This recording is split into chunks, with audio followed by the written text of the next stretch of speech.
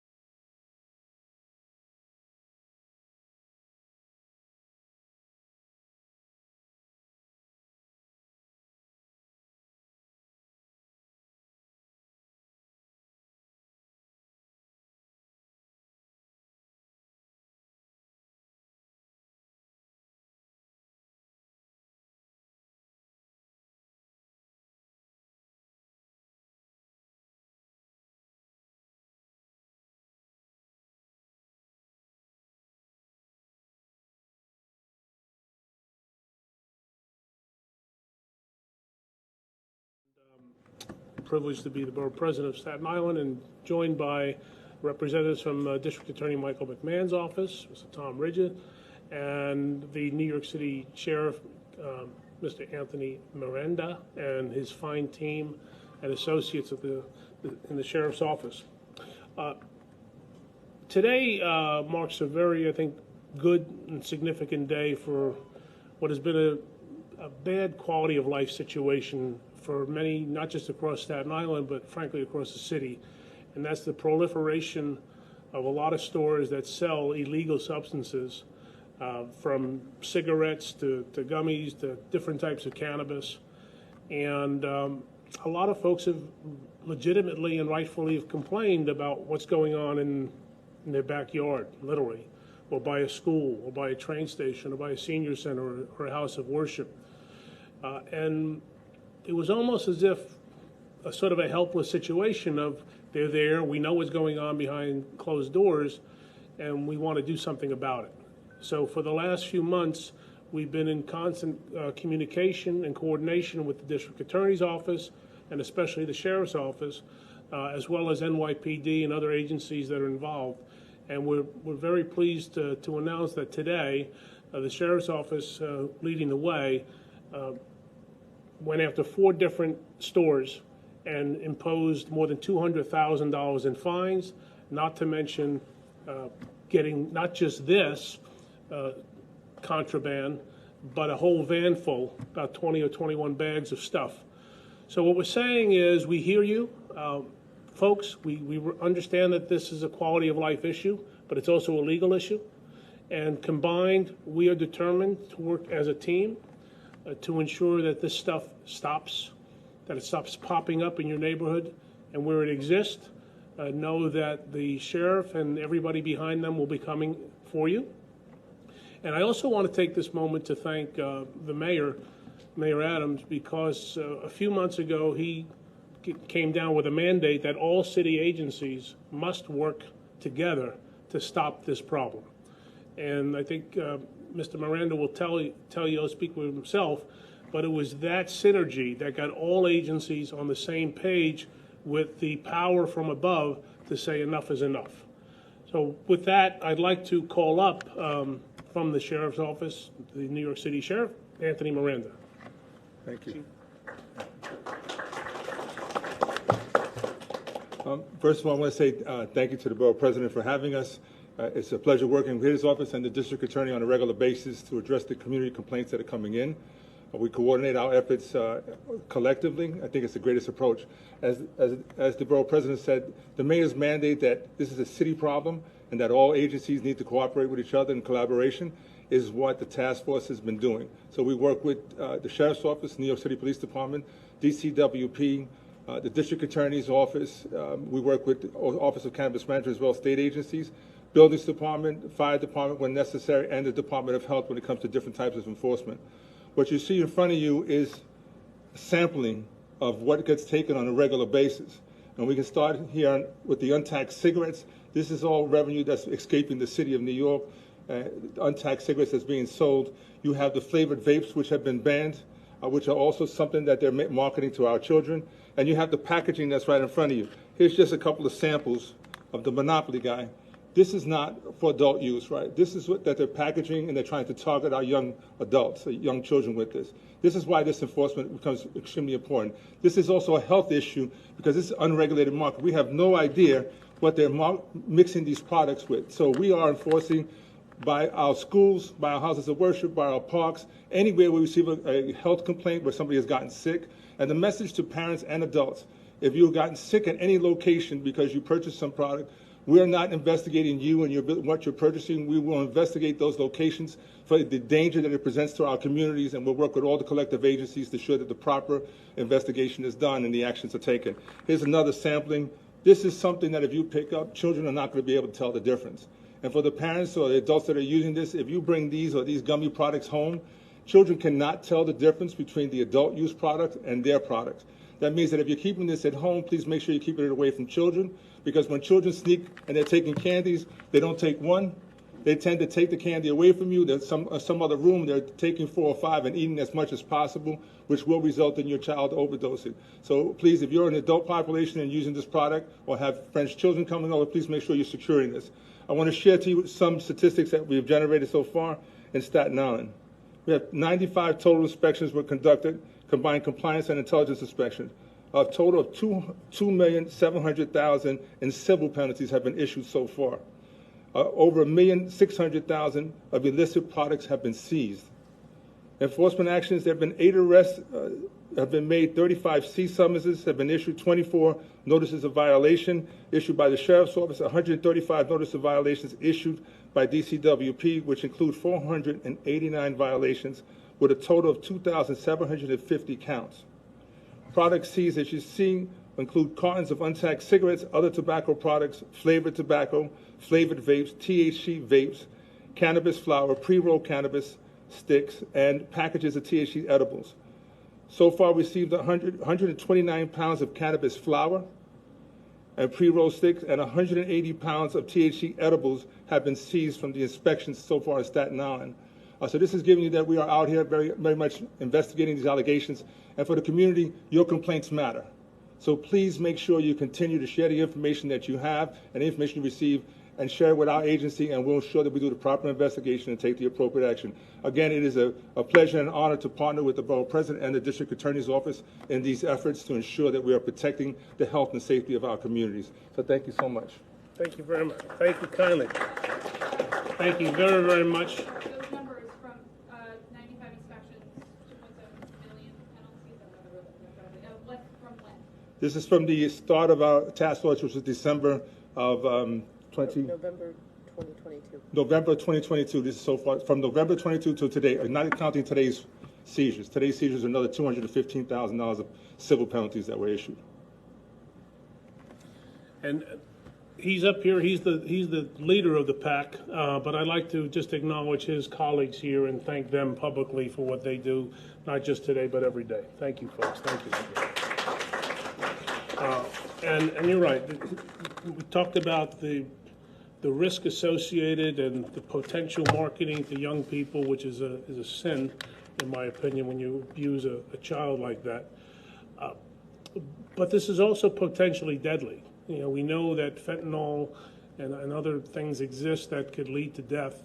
And as was stated, these products are mixed in somebody's basement, and you don't know what they're mixing it with, and they're put on a shelf, and you don't know if it has fentanyl. You don't know if the people responding are going to get adversely affected. We've seen how some police officers respond and often put some of them overdose, even though they have nothing to do with it.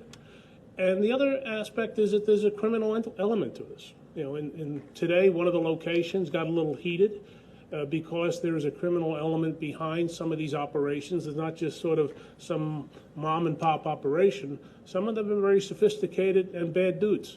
And fortunately, the sheriff was there today with NYPD and others to address that, and that's what you see. And the person who sort of handles it on the back end, although he's not here today, our good friend Michael McMahon is well represented by Mr. Tom Richard. Tom? Thank you. Thank you. I want to say thank you to the Borough President, Vito Fossella, and his team. Today is a great day for Staten Island. I want to thank him for his commitment to this critical issue on Staten Island, as well as the Sheriff, Anthony Miranda, and his team for their daily attention and focus on this problem by doing what they did earlier today and what they do every day, by conducting the inspections at these illegal locations and seizing these illegal products. This is an example of how collaboration works. First, by identifying these illegal shops with the help of the community, followed by the excellent work of Sheriff Miranda and his team.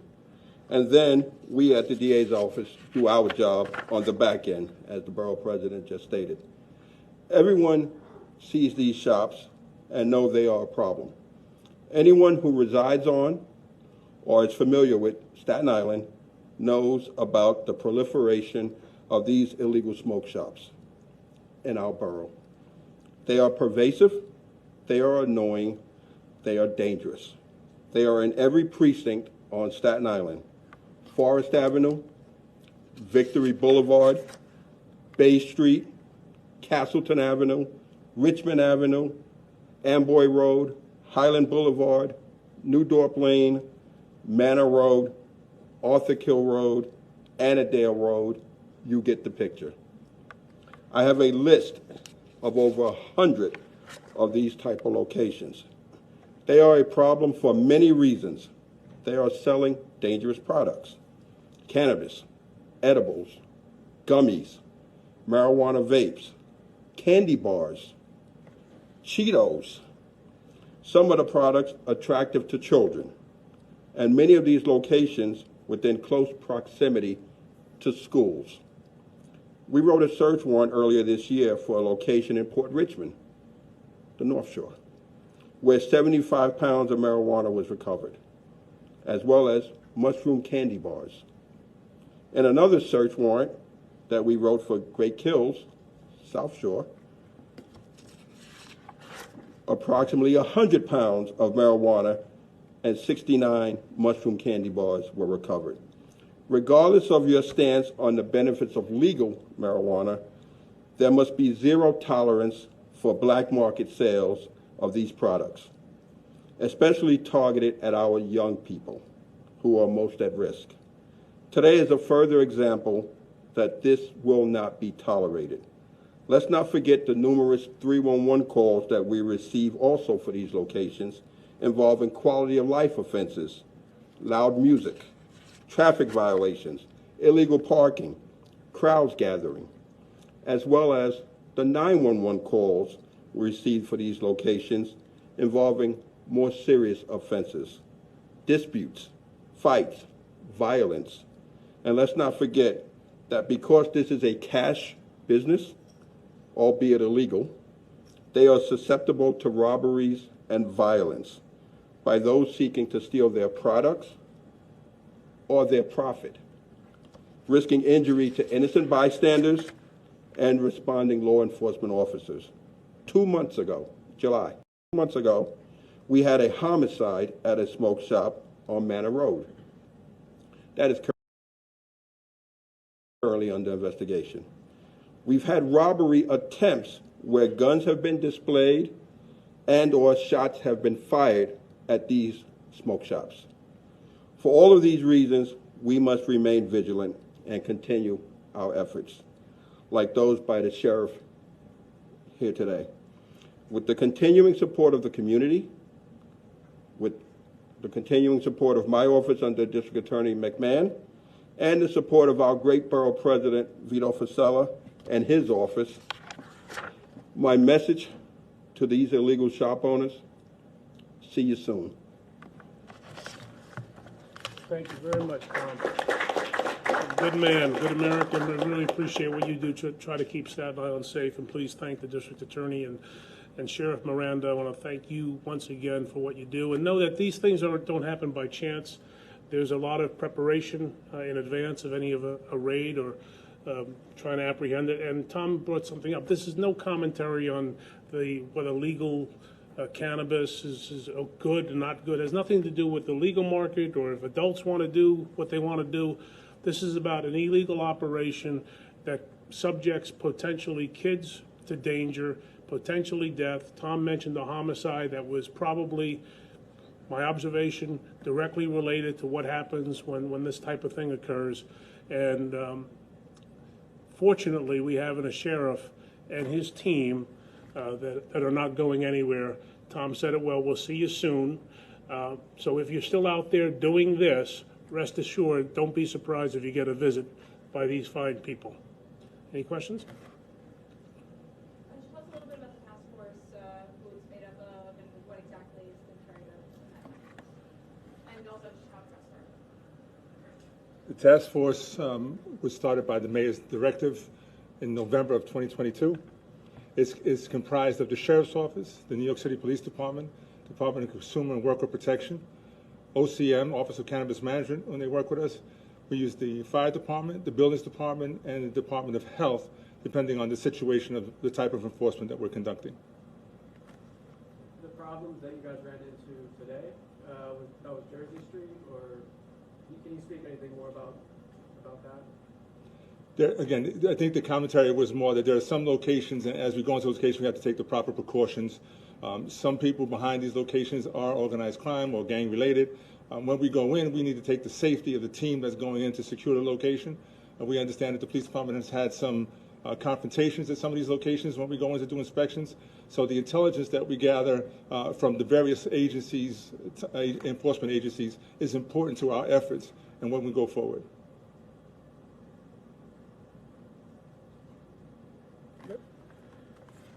Then just next steps. Obviously, you confiscated all this today. What should we expect? So in general, I say the following. What people see in the street is our street level enforcement, which gets a lot of attention. There's investigations that go on before we enter a location, and there are subsequent investigations that are conducted by our office in the Department of Finance, actually tracking the money, seeing who's behind these corporations, and working with the district attorney's office and the various law enforcement agencies to see what the next level of enforcement will be. And that goes by case in the type of investigations that are going on. Good. Okay. Thank you.